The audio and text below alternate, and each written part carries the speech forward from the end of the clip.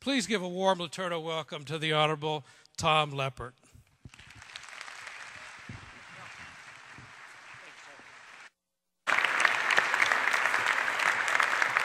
Well, thank you very much. I appreciate that.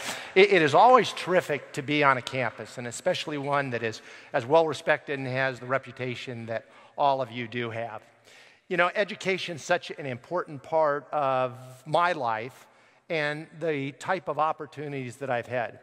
And sometimes it shows that kind of one little event that I believe is divine kind of changes your life. And for me, that was education. I was raised by a single mom. My father died when I was very young, never knew him, and he left her with a lot of challenges. And I can remember the difficulties that she had. And I went to public schools that weren't that good. I went to a high school that was built for about 2,000 students. We had about 4,000 students, started about 6 in the morning. I think the last class was at 6:30. And it was a school where most of the kids didn't go on to college, or they went on to junior college, which I happened to do.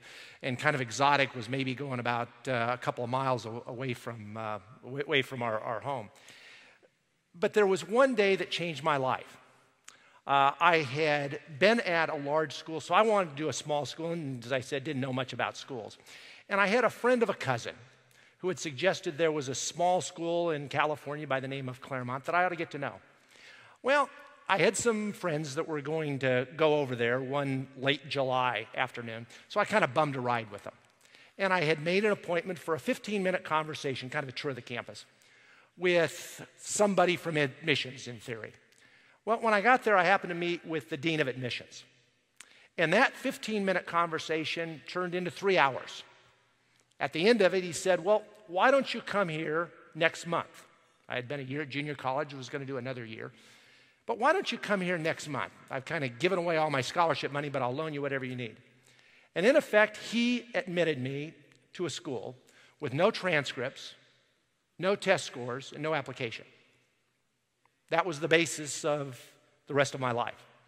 And the standpoint of education then led to a great graduate school, to jobs that gave me an opportunity to see business from a very different perspective.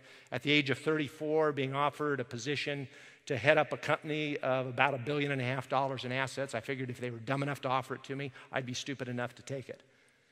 And that really kind of changed my life. So I have great appreciation for education. But there's a point to that story that I don't want you to lose. And that is, every once in a while, you've got a chance to change somebody's life. Now, that dean of admissions, he didn't know what he was doing. He was taking a flyer, but he changed my life. There's going to be times when each of you have that opportunity. It may be a conversation, it may be a position that you have, but you're going to have a chance to change somebody's life. Don't lose the opportunity. As Bill said, I've been fortunate to have run businesses and then most recently been mayor of a large city, the city of Dallas. And that's a terrific position because you probably get to meet more people as mayor than you do about any other position that you can think of. Clearly more than when I ran businesses or probably any other elected office. And I can tell you that in doing that, you have a lot of different opportunities. One of the great opportunities and things I enjoyed was going to churches. Going to churches all over my city and all over North Texas. And we have some terrific orators. I mean, people that range from a Robert Jeffers to a T.D. Jakes, and I was fortunate to get to know those gentlemen and so much more. But one thing that was interesting to me was sometimes the orators weren't all that good. And you'd find some things to kind of occupy your time. Well, church bulletins were great, but those church bulletins sometimes didn't match the orators. So I thought I'd kind of share with you some of the things that I read over the course of years, kind of sitting there when some of the orators weren't that good. These are things out of church bulletins. Well, the first one, the sermon this morning, Jesus walks on water. The service this evening, searching for Jesus. Ladies, don't forget the rummage sale. It's a chance to get rid of those things around your house that are not worth keeping. Bring your husbands.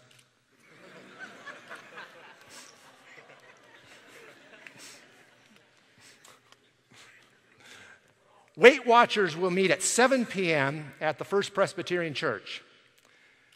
Please use the large double doors at the side entrance.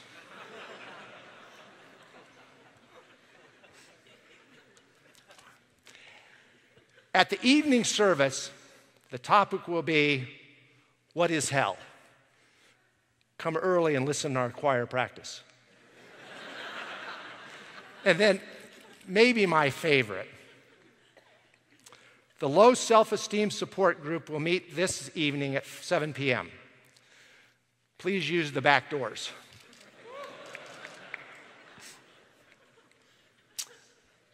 Being mayor was a terrific position. I get a chance to visit with people, and you get a chance to actually touch people. That is probably a position that's more accountable than any other elected position. My accountability usually came at the checkout line in the grocery store. People know you, so they are happy to critique your performance anytime you want. And in Dallas, we were able to do a lot of good things. We saw crime come down by nearly a third over the course of 3 years, numbers any city would love to have. Appreciate that. And in doing it, we did some things governments don't do. We cut spending. To finance an increase in the police department of about 20%, we reduced the civilian workforce by 20%. We got out of a lot of programs that government shouldn't be in. And we found ways to do different things. We privatized the zoo, which saved about $5 million. And on top of that, turned out to be a much better zoo. But there are times, too, in that position when you find out that you didn't get it all right. There was one day that I was in the elevator with my security detail, and an older gentleman got on the elevator. And I love to get involved in conversations with people to kind of engage them. And so this elderly gentleman got on. I said, hi, how are you doing today? Kind of looks up and recognizes me. And he says, well, I'm not doing very well. He goes, I don't see very well anymore. I can't hear. And it's tough for me to get around. My legs just don't move that well. And I kind of empathized with him. I said, is there anything I can do to help you? He kind of looked up with a little smile, said, no, and it's not all that bad. You gave me my driver's license today. So you find sometimes that you fall a little bit short. Well, I want to talk to you a little bit about service today and the importance of faith in our daily lives and look at it from a different perspective. I think service is critical. Winston Churchill once said, we make a living by what we get. But we make a life by what we give. I hope that all of you in your plans for your life have an element of service into it. That idea that beyond jobs and beyond making a living, there's that element of being able to give back to the community and giving back to people around you. And I think faith is at the core of that. It wasn't until I was in my late teens that I accepted the Lord. I had grown up in a Protestant church, and my understanding of religion in those early years was almost a balance sheet. You tried to have more good things on one side than bad things. And it wasn't until my cousin kind of grabbed me by the back of my neck and kind of forced me to sit down and make a decision for the Lord, going to some seminars that really explained that Christianity isn't anything about religion. It's about a personal relationship.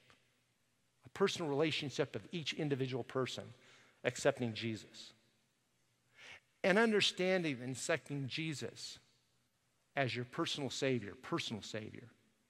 That becomes the bridge between all of us as fallen and a pure God. His blood is what makes that connection, that bridge. And I can tell you too often, in our society, we walk away from that faith. We walk away from the importance of what that means to each and every one of us. There's been a lot said in the management books over the last couple years on servant leadership.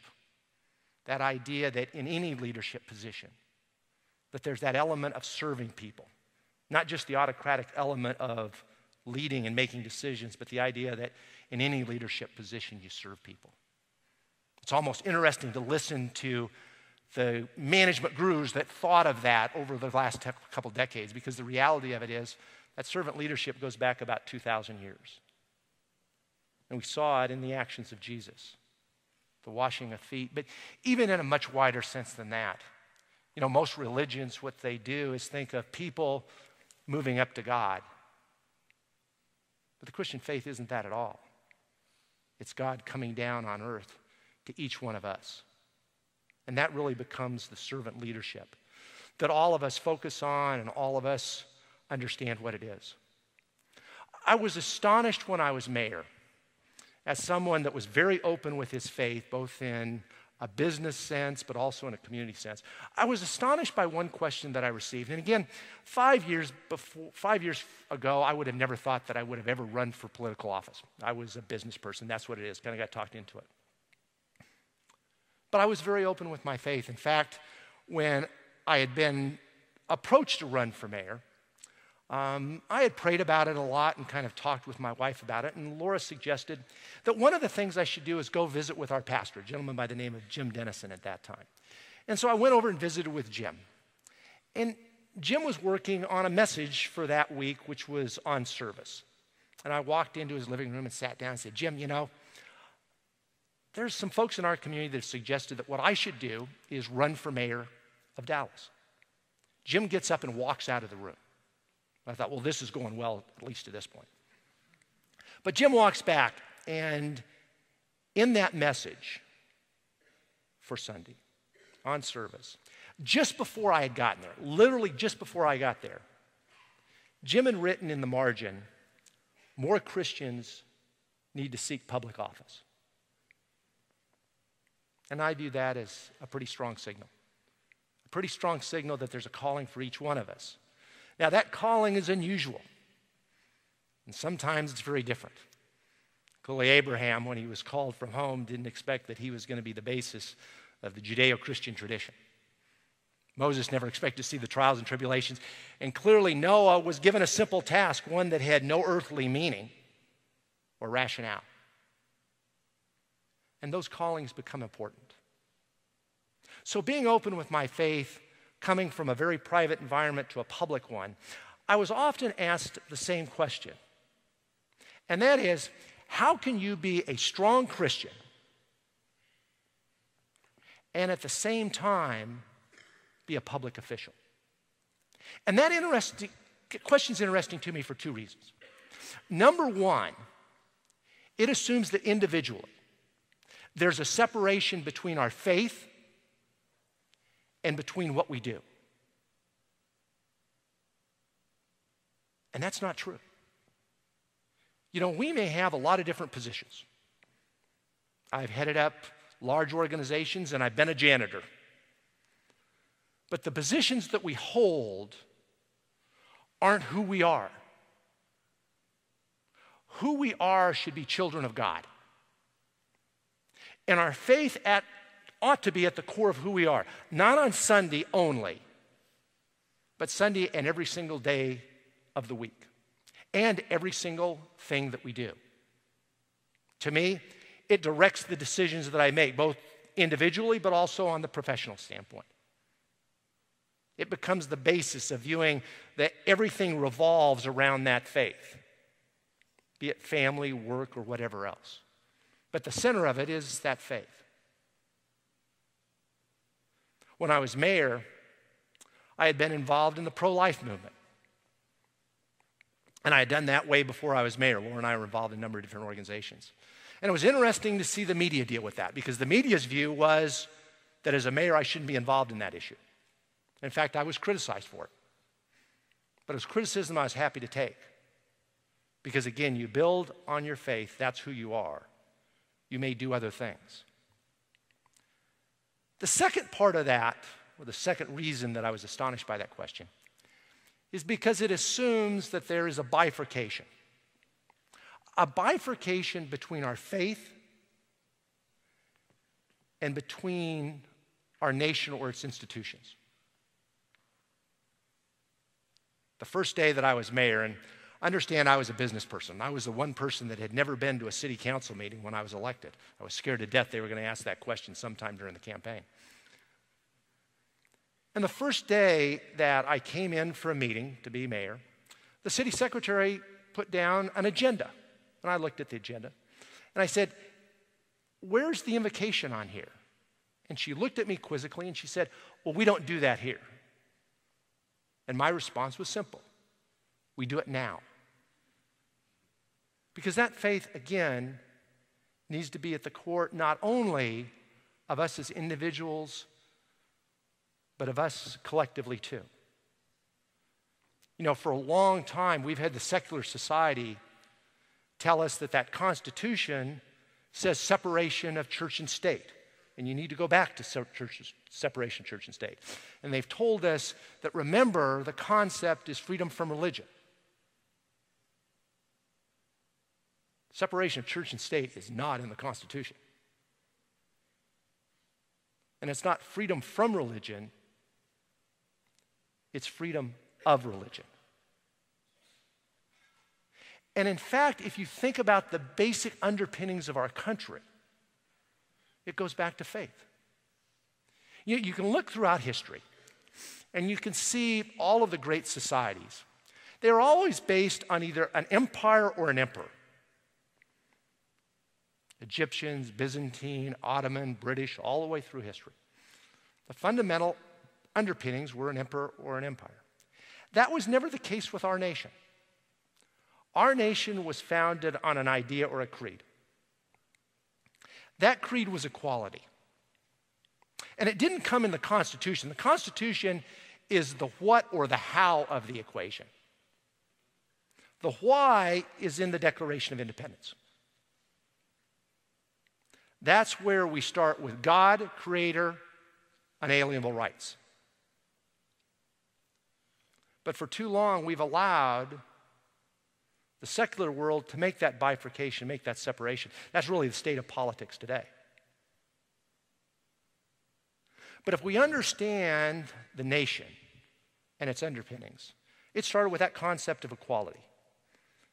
The idea that we don't get rights from a ruler or a group, we get them from God and Creator. And that idea then leads to democracy. The idea, if there's not a ruler or a group that's superior, then the responsibility for ruling is all of ours collectively. That's democracy. But our leaders understood that it went beyond that. That democracy demanded morality. And morality can't exist without God. John Adams said it well. Our Constitution is made for a moral and religious people. It is inadequate for a government of any other. And we see the attacks and the challenges on a daily basis. And they're ones that I think all of us have a responsibility to be able to stand up and communicate how important that faith is and how it's really the core of our nation. You see it in a lot of different ways.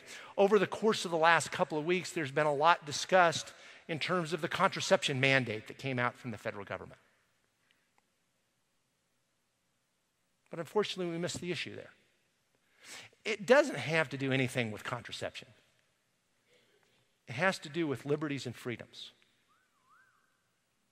Because the reality of it is, government policies can't trump religious liberties and freedoms.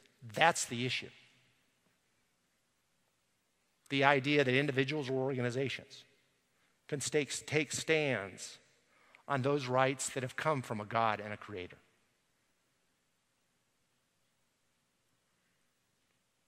And that becomes the importance of taking faith and incorporating it individually into our lives, but also into our nation, our institutions, understanding that in both cases, it's the core of who we are, but it's also the core of what we are as a nation collectively. You know, I think for too long, we've seen the secular world try to talk about Jesus as this teacher and this moral person, not the Son of God, but trying to compromise in the sense of saying, yes, he was a good person. Well, the reality of it is, there is absolutes and there's truth, and Jesus is both. Because if Jesus was not the Son of God, then he's the greatest liar and counterfeit that ever existed in society, in history. But the reality of it is he is the Son of God. But as Christians, we also, though, come short. we also too often say, well, Jesus is that practical therapist or that guide or their counselor. But Jesus wants to be ruler of us individually and of us collectively as a nation. And when any of us lose sight of that, either individually or as a nation, then the reality is that we're going to deteriorate. We're going to lose sight, we're going to lose grounding of what it is. And that's why faith is so important, both on an individual basis and a collective basis. And that's the challenge that all of us have. Because our exceptionalism as a country is tied to the moral nourishment that comes with our faith. And it's something that we must never lose sight of. I appreciate this opportunity to be with you. God bless each of you, and God bless our nation. Thank you very much.